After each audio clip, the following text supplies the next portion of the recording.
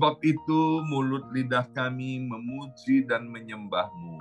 Sebab kemuliaan hanya bagi-Mu, Raja di atas segala raja, Tuhan di atas segala Tuhan, Yesus Kristus namanya.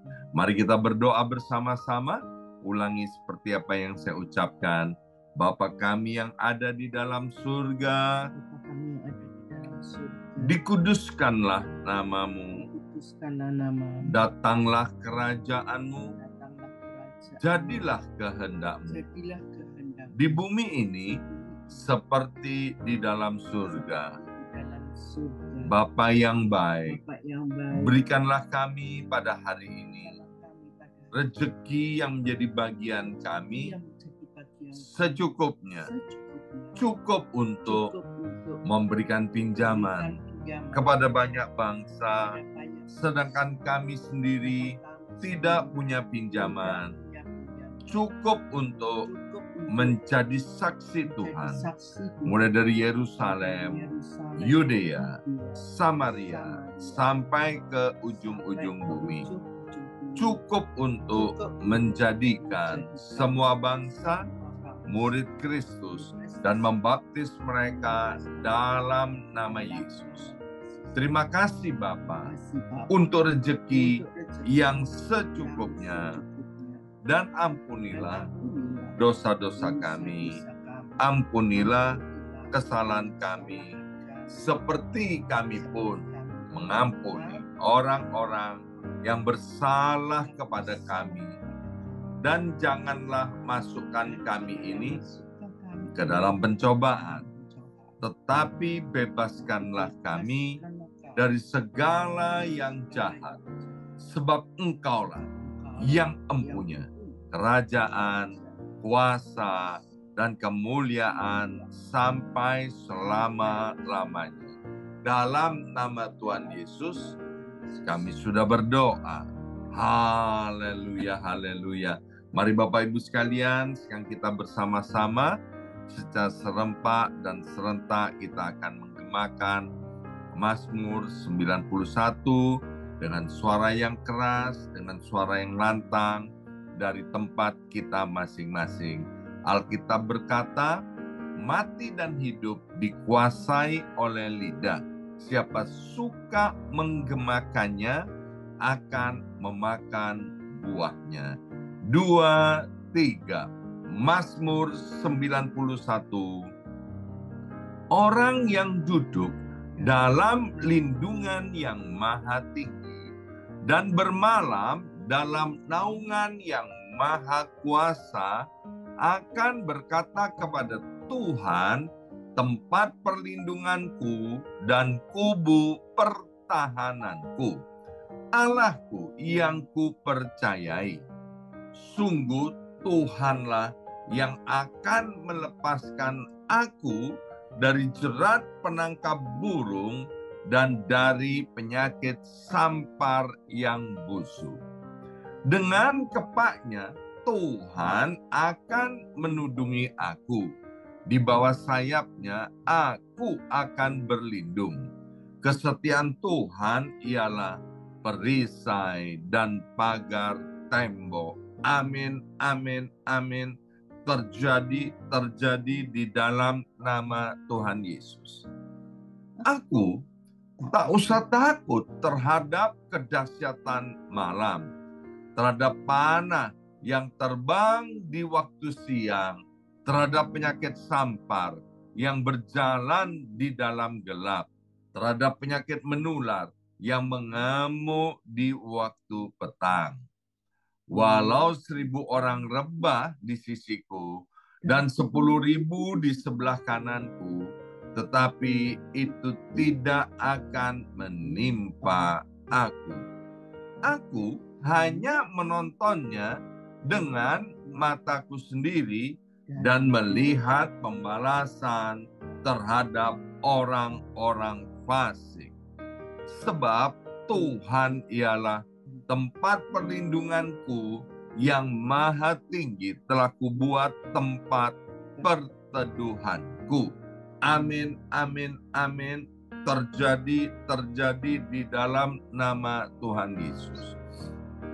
Malapetaka tidak akan menimpa aku dan tulah tidak akan mendekat kepada kemahku. Sebab malaikat-malaikat Tuhan akan diperintahkan oleh Tuhan kepadaku untuk menjaga aku di segala jalanku. Para malaikat Tuhan akan menatang aku di atas tangannya, supaya kakiku jangan terantuk kepada batu. Singa dan ular tedung akan aku langkai. Aku akan menginjak anak singa dan ular naga. Amin, amin, amin. Terjadi di dalam nama Tuhan Yesus. Sungguh hatiku melekat kepada Tuhan, maka Tuhan akan meluputkan aku, Tuhan akan membentengi aku, sebab aku mengenal nama Tuhan. Bila aku berseru kepada Tuhan, Tuhan akan menjawab. Tuhan akan menyertai aku dalam kesesakan. Tuhan akan meluputkan aku dan memuliakan aku. Dengan panjang umur akan Tuhan kenyangkan aku, dan akan Tuhan perlihatkan kepadaku keselamatan daripadanya. Amin, amin, amin. Terjadi di dalam nama Tuhan Yesus. Terima kasih ya Aba ya Bapa untuk kesempatan yang baik dan indah ini. Sekarang berbicaralah kepada setiap kami ya Aba ya Bapa melalui kebenaran firman-Mu, sehingga firman-Mu itu menjadi pelita buat kaki kami dan terang buat jalan hidup kami. Dalam nama Yesus, yang siap mendengarkan firman Tuhan, angkat jempolnya ke depan dan katakan amin 3 kali. Amin, amin, amin. Salam kebangkitan, salam penuaian. Semangat pagi. Semuanya semangat pagi. Apa kabarnya Bapak Ibu semuanya? Iya, luar biasa, dahsyat, ajaib. Senang sekali hari ini boleh bersama-sama kembali dengan Bapak Ibu semuanya ya. Dan selamat datang kembali untuk Bapak Denny Kwe dan Ibu Maria dari second honeymoon-nya dari Taiwan ya. Dari Taiwan ya. Baik, Bapak Ibu sekalian. Nah, tanpa terasa hari ini kita sudah memasuki bulan Maret ya. Tepatnya hari ini Jumat 1 Maret 2024. Ibu Yongki, istri saya seringkali berkata begini ya, kalau hari-harinya orang berkesusahan itu lama banget rasanya. Tapi hari-hari orang yang penuh sukacita itu hari-hari itu berlalu begitu cepat ya. Saya tidak tahu Bapak Ibu sekalian memaknai apa. Ya, kalau buat saya kok begitu cepat, kita baru memulai bulan Januari ya 2024, sekarang sudah masuk di bulan Maret. Saya harap Bapak Ibu sekalian terus mencintai dan dicintai Tuhan serta disertai Tuhan untuk selama-lamanya. Nah, tema kita sepanjang tahun 2024 adalah tahun penuaian. Subtema untuk gereja kita di bulan Januari adalah taburlah benihmu. Tanpa taburan, tanpa menabur, kita tidak akan pernah menuai. Dan bulan Februari kita sama-sama sudah belajar tentang perlunya benih yang ditabur itu dirawat. Dan sekarang bulan Maret kita punya subtema yang baru, yaitu berdoalah untuk tuaian. Jadi kita sudah menabur, sudah memelihara taburan kita. Nah, yang sekarang bagian yang ketiga, yaitu kita berdoa untuk apa yang sudah ditabur itu agar kita menuai. Ya, mengapa kita ini perlu berdoa? Zaman sekarang ini apa masih perlu, Pak Pendeta, untuk kita berdoa? Mari kita lihat Alkitab kita dari Mazmur 105 ayat yang keempat. Mazmur 105 ayat yang keempat ini sama dengan 1 Tawarikh 16 ayat yang ke-11 ya. Ini tentang Daud ya. Nah, dari Mazmur 105 ayat yang keempat, firman Tuhan berkata, carilah Tuhan dan kekuatannya. Carilah wajahnya selalu. Saya selalu sampaikan kepada Bapak Ibu sekalian bahwa kalau ada kata lah di balik sebuah kata, itu artinya perintah. Jadi, mengapa kita perlu berdoa? Pemazmur menyatakan bahwa berdoa itu adalah perintah Tuhan. Jadi dengan jelas di sini dikatakan supaya kita mencari Tuhan, mencari kekuatannya, dan mencari wajahnya. Kapan? Di situ dikatakan selalu. Bersama saya ucapkan selalu. 2, 3, selalu. Ya, saya bangga dengan Bapak Ibu sekalian ya, sebagian besar sangat setia untuk setiap hari mulai dari Senin sampai Sabtu untuk mengikuti doa fajar ini. Bahkan hari Minggu juga saya hormat buat Bapak Ibu sekalian. Hari Minggu pun masih cari Tuhan, pergi ke gereja, beribadah dan lain sebagainya ya. Jadi berdoa itu, mengapa kita perlu berdoa? Karena berdoa itu adalah hal yang penting. Berdoa itu adalah perintah Tuhan. Sekarang kita lihat Yesaya 55 ayat yang ke-6. Yesaya 55 ayat yang ke-6, carilah Tuhan selama ia berkenan ditemui. Berserulah kepadanya selama ia dekat. Kalau tadi diucapkan oleh pemazmur, kali ini berdoa itu diucapkan oleh seorang nabi. Penting sekali Bapak Ibu sekalian untuk mencari Tuhan. Dan dikatakan selama ia berkenan ditemui. Hari ini, itulah hari di mana Tuhan berkenan kepada kita. Bukankah kita ini adalah orang-orang yang berdosa, Bapak Ibu sekalian, orang-orang yang tidak layak. Maaf, kita boleh disebut sebagai sampah. Tetapi Yesus Kristus, Raja di atas segala raja, dia pemulung yang agung. Ya, dia ambilin semua sampah-sampah itu. Dia pilih orang-orang yang berdosa itu bukan untuk dihukum, untuk didaur ulang, sehingga sampah itu menjadi sesuatu yang berharga dan mulia. Orang yang berdosa itu diampuni dosanya, sehingga dijadikan umatnya menjadi milik kepunyaan Tuhan, bahkan menjadi anak Allah. Ya, jadi Tuhan itu berkenan kepada kita, Bapak Ibu sekalian. Maka itu dikatakan Tuhan yang sudah berkenan kepada kita, jangan sia-siakan perkenanan Tuhan itu. Maka itu inilah hari di mana Tuhan berkenan untuk ditemui ya. Kalau Bapak Ibu sekalian di Indonesia kepingin ketemu presiden ya, Jokowi, atau yang ada di Amerika Serikat, Mr. Joe Biden. Kalau kita kepingin ketemu dengan presiden kita, Bapak Ibu sekalian, sulit atau sulit ya? Wih, sulitnya luar biasa Bapak Ibu sekalian ya.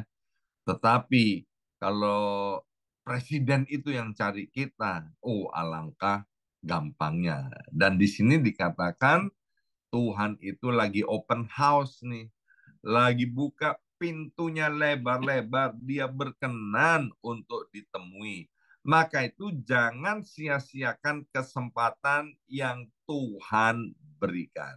Ya, Jadi alasan yang kedua disampaikan oleh seorang nabi bahwa berdoa itu juga merupakan perintah Tuhan. Nah, sekarang kita lihat kalau sudah dari pemazmur, kemudian nabi, sekarang kita lihat apa kata Rasul. Kolose pasal 4 ayat yang kedua. Kolose pasal 4 ayat yang kedua, bertekunlah dalam doa dan dalam pada itu berjaga-jagalah sambil mengucap syukur. Rasul Paulus mengatakan kepada jemaat di Kolose. Rasul Paulus mengatakan kepada setiap kita hari ini, ya, bertekunlah dalam doa. Ya, bertekun artinya jangan bosan untuk berdoa. Tadi udah dikatakan ya tentang selalu, selalu, selalu ya. Dan yang selanjutnya, apa kata Tuhan Yesus tentang berdoa? Lukas 18 ayat yang pertama. Yesus mengatakan suatu perumpamaan kepada mereka untuk menegaskan, wow, bahwa mereka harus selalu berdoa dengan tidak jemu-jemu. Saya suka banget dengan kalimat harus selalu berdoa dengan tidak jemu-jemu. Jadi tadi kalau sudah dikatakan oleh pemazmur, dikatakan oleh nabi, dikatakan oleh rasul, sekarang ditegaskan oleh Tuhan Yesus pentingnya untuk berdoa dengan tidak jemu-jemu. Bahkan di sini ditegaskan kita harus selalu berdoa. Jadi nggak ada alasan buat kita umat Tuhan untuk tidak berdoa karena berdoa itu adalah perintah Tuhan, ya. Kalau Bapak Ibu sekalian pernah membaca atau mendengar pendeta khotbah, ya kan, sebelum berdoa Tuhan sudah tahu apa yang kita minta atau kita doakan. Itu bukan artinya kita tidak boleh atau tidak perlu berdoa. Karena kalau tidak boleh berdoa, tidak perlu berdoa, tentu Tuhan akan berfirman mengatakan jangan berdoa sia-sia kalau kamu berdoa. Nah, dengar nih Bapak Ibu sekalian, yang dilarang oleh Alkitab, sekali lagi yang dilarang oleh Alkitab yaitu kita berdoa untuk pameran, ya, supaya dilihat orang, itu nggak boleh, ya. Atau kita ini dilarang berdoa kalau doanya itu untuk memuaskan nafsu kita. Itu tidak boleh atau dilarang keras. Itu doa yang sia-sia. Mengapa Tuhan memerintahkan kita untuk berdoa?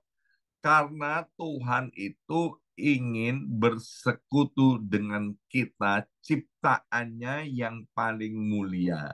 Tuhan itu menempatkan manusia Adam dan Hawa ya itu di Taman Eden ya di dalam hadirat Tuhan agar supaya manusia bisa komunikasi dengan baik dengan Tuhan, Tuhan berkomunikasi dengan manusia ya.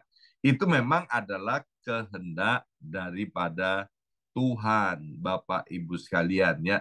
Jadi ketika kita ini berdoa, Alkitab berkata kita akan memperoleh kekuatan daripada Tuhan. Ya.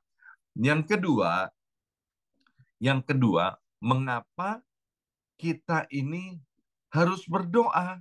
Kalau tadi kita itu berdoa karena perintah Tuhan, yaitu Tuhan memberikan perintah agar kita kuat, Tuhan memberikan perintah agar supaya kita ini punya persekutuan yang intim dengan Tuhan, Bapak Ibu sekalian. Nah, yang kedua, Bapak Ibu sekalian, berdoa itu merupakan satu mata rantai yang penting untuk kita dapat menerima berkat dan kuasa Allah serta penggenapan dari janji-janji Tuhan. Setiap pagi di doa fajar, kita bersama-sama berdoa, doa Bapa kami yang ada di sorga. Salah satu bagiannya, berikanlah kami pada hari ini rezeki atau makanan kami yang secukupnya. Perhatikan ada kata berikanlah kami pada hari ini. Ketika hari berganti menjadi besok, maka besok kita juga berkata, berikanlah kami pada hari ini. Jadi Tuhan tidak bilang begini, kalau kamu berdoa, berikanlah pada bulan ini, atau berikanlah pada tahun ini makanan kami yang secukupnya. Enggak. Tuhan mau kita setiap hari berdoa dan bergantung kepadanya. Maka itu, Bapak Ibu sekalian, ya, kita pernah mendengar hamba-hamba Tuhan yang suka berdoa, ya, itu dia selalu mengatakan begini, banyak berdoa, banyak berkat, sedikit berdoa, sedikit berkatnya, tidak berdoa, tidak ada berkatnya, jarang berdoa, juga jarang mendapat berkat. Nah, sekarang pilihan ada di tangan kita. Mau nggak kita terus bertekun di dalam doa, ya? Waktu kita bertekun di dalam doa, Bapak Ibu sekalian, seperti yang ditulis di dalam kitab Lukas pasal 11, ya, ayat yang kelima sampai dengan ayat yang ke-13, ya, waktu kita mengetok pintu, Tuhan akan membukakan, waktu kita meminta, kita akan menerima, waktu kita mencari, kita akan mendapatkannya. Masih ingat nggak peristiwa yang ada di loteng Yerusalem? Ya, waktu itu Bapak Ibu sekalian, murid-murid berkumpul di loteng Yerusalem. Ya, dan kemudian ketika mereka berdoa dengan mata kepala mereka sendiri, mereka melihat Yesus terangkat ke sorga. Waktu Yesus terangkat ke sorga disaksikan oleh banyak orang, Bapak Ibu sekalian. Nah, apa yang dikerjakan oleh gereja mula-mula? Mereka terus bertekun di dalam doa. Karena Tuhan pernah bilang begini, nanti waktu aku naik ke sorga, maka Tuhan akan mengirimkan roh penolong itu, yaitu Roh Kudus. Ya. Dan benar Bapak Ibu sekalian, ketika umatnya sedang berdoa, maka pada hari yang ke-10 setelah kenaikan Tuhan Yesus itu, maka mereka mengalami apa yang disebut dengan pencurahan daripada Roh Kudus, ya. Jadi Bapak Ibu sekalian, ya, janji-janji Tuhan, berkat-berkat Tuhan itu ada yang harus didoakan agar turun di dalam hidup kita. Pagi tadi, waktu saya buka telepon saya, ya, ada kiriman bilang begini, doa yang cespleng, yang langsung dijawab oleh Tuhan, katanya doa makan. Ya kan? Karena sudah berdoa langsung makan. Ya benar juga ya. Tapi sekarang juga saya melihat ada anak-anak Tuhan yang makan pun udah males untuk berdoa ya. Bapak Ibu sekalian, saya harap Bapak Ibu sekalian ya menjadi pribadi yang suka berdoa, baik ada orang maupun tidak ada orang. Orang Surabaya bilang gini, jangan kita ngisin-ngisini, jangan kita apa ya, membuat malu Bapak Ibu sekalian. Jadi nanti kalau Bapak Ibu sekalian di kumpulan orang banyak, ada orang bilang begini, mari silakan Bapak atau silakan Ibu yang memimpin doa. Jangan bilang gini, nggak bisa, jangan aku nggak bisa berdoa. Waduh, kok berdoa nggak bisa? Berdoa itu adalah hal yang paling mudah, Bapak Ibu sekalian, ya. Kita seringkali menolak disuruh berdoa. Kenapa? Karena kemudian waktu ada orang banyak, alamat doa kita itu tidak ditujukan kepada orang lain, tapi kita berdoa untuk didengar dan dilihat oleh orang lain, sehingga kemudian kita menjadi malu, nggak mau berdoa di tempat umum. Ya, fokus kita harus tetap kepada Tuhan. Ya, nah, Rasul Paulus, Bapak Ibu sekalian, dia kan kita tahu seorang hamba Tuhan yang hebat. Tapi kalau Bapak Ibu nanti belajar dari kitab Roma pasal 15 ayat 30 sampai 32, 2 Korintus pasal pertama ayat 11, Efesus pasal 6 ayat 18 sampai 20, Filipi 1 ayat 19, Kolose 4 ayat 3 sampai dengan ayat yang keempat, ya. Itu Rasul Paulus sering kali mengatakan, please berdoalah bagiku, ya. Please berdoalah bagi pelayananku, ya. Jadi kalau Rasul Paulus aja perlu minta dukungan doa karena dia percaya ada kuasa di dalam doa dan doa itu adalah perintah Tuhan. Maka mulai hari ini Bapak Ibu sekalian, jangan ada seorang pun di antara kita yang meremehkan tentang yang namanya doa. Ya, dalam kitab Yakobus pasal 5 dikatakan doa orang benar bila didoakan dengan yakin sangat besar kuasanya. Ya, maka itu Bapak Ibu sekalian, untuk supaya kita mengalami janji-janji Tuhan, ya, itu perlu sekali untuk kita berdoa, ya. Bahkan di dalam rencana keselamatan, kita tahu bahwa keselamatan itu adalah untuk seluruh dunia, ya. Sebelum kita bicara untuk seluruh dunia, yang pertama Tuhan mau itu menyelamatkan yaitu keluarga inti kita. Sehingga dalam Kisah Rasul 16 ayat 31 berkata, percayalah kepada Tuhan Yesus maka engkau dan seluruh isi rumahmu itu akan diselamatkan. Jadi kalau ada di antara kita keluarga inti kita atau orang-orang dekat kita yang belum diselamatkan, Bapak Ibu sekalian, bawa terus mereka di dalam doa. Karena apa? Karena janji Tuhan ini pasti digenapi ketika kita berdoa. Ya, seperti saya sudah sering saksikan bagaimana keluarga besar kami akhirnya diselamatkan menjadi orang yang percaya. Tahun 2024. Biarlah kita yang sudah menantikan pertobatan, mungkin ibu kita, atau ayah kita, atau orang tua kita, atau ada keluarga kita yang belum menjadi orang percaya.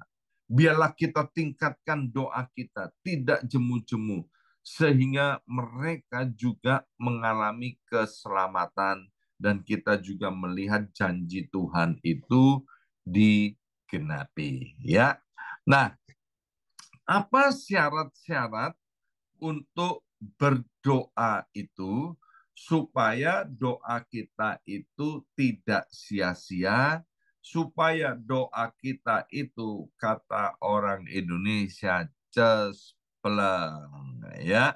Nah, Bapak Ibu sekalian, yang pertama kita berdoa itu kita harus berdoa dengan tulus, Bapak Ibu sekalian, ya. Dalam Markus 11 ayat 24, Yesus sendiri berkata, karena itu aku berkata kepadamu, apa saja yang kamu minta dan doakan, percayalah bahwa kamu telah menerimanya, maka hal itu akan diberikan kepadamu. Ini bicara tentang hati yang tulus, Bapak Ibu sekalian. Waktu kita berdoa, dengan jelas dikatakan di sini kita boleh untuk minta, Bapak Ibu sekalian, ya. Dan waktu kita minta sesuatu kepada Tuhan, kalau orang hatinya tulus, dia akan percaya bahwa apa yang diminta itu mereka pasti menerimanya, ya. Cuman dibutuhkan pengertian yang benar bahwa Tuhan punya waktunya sendiri untuk menjawab, mengabulkan doa kita. Tuhan itu tidak pernah terlalu cepat, tidak pernah terlalu lambat. Waktu Tuhan itu selalu tepat untuk menjawab doa-doa kita. Yang sering nggak cocok itu waktunya kita, jamnya kita, ya. Kita merasa terlalu lambat, ya. Atau yang kedua merasa lambat banget Tuhan menjawab doa kita, ya. Dalam pengiringan saya sebagai anak Tuhan menjadi orang yang percaya, melewati lembah air mata, menghadapi tantangan pencobaan dalam kehidupan ini. Waktu kami datang kepada Tuhan, kami berseru kepada Tuhan dalam pergumulan kami juga tentang jiwa-jiwa. Tuhan itu, Bapak Ibu sekalian, selalu menjawab doanya. Memang waktunya tidak sesuai dengan waktu kita, tetapi yang jelas ketika kita percaya apa yang kita doakan itu, ya, kita tahu Tuhan pasti kabulkan, maka seperti yang ditulis Markus 11 ayat 24 tadi, kita akan menerimanya, ya. Waktunya sudah habis, nanti besok hari Sabtu saya akan sampaikan seri yang kedua, Bapak Ibu sekalian. Jadi yang pertama kita sudah belajar bahwa berdoa itu adalah perintah Tuhan. Mengapa Tuhan memerintahkan kita berdoa? Agar supaya kita hidup ini kuat dalam menghadapi lika-liku kehidupan ini. Yang kedua, Tuhan memberikan perintah kepada kita berdoa, ya, karena Tuhan itu ingin intim dengan kita, ya. Yang kedua, Tuhan memberikan perintah kepada kita untuk berdoa karena berdoa itu merupakan mata rantai atau bagian supaya kita mengalami janji-janji Tuhan, ya. Dan yang ketika kita belajar, kita berdoa harus dengan tulus hati, sehingga apa yang kita doakan pasti kita terima dari Tuhan. Mari kita berdoa. Materaikan setiap benih kebenaran firman Tuhan ini, ya Aba, ya Bapa. Kami tahu Engkau mencintai dan mengasihi kami semua. Allah Roh Kudus, biarlah roh-Mu terus menyala-nyala di dalam hidup setiap kami, anak-anak Tuhan ini, untuk kami tidak jemu-jemu mencari wajah-Mu, kami tidak jemu-jemu untuk berdoa. Biarlah Tuhan kami mempercayai akan firman Tuhan, apa yang kami doakan dari waktu ke waktu pada saatnya akan menjadi kenyataan Tuhan. Terima kasih Bapa, dalam nama Yesus kami sudah berdoa. Haleluya. Amin, amin, amin.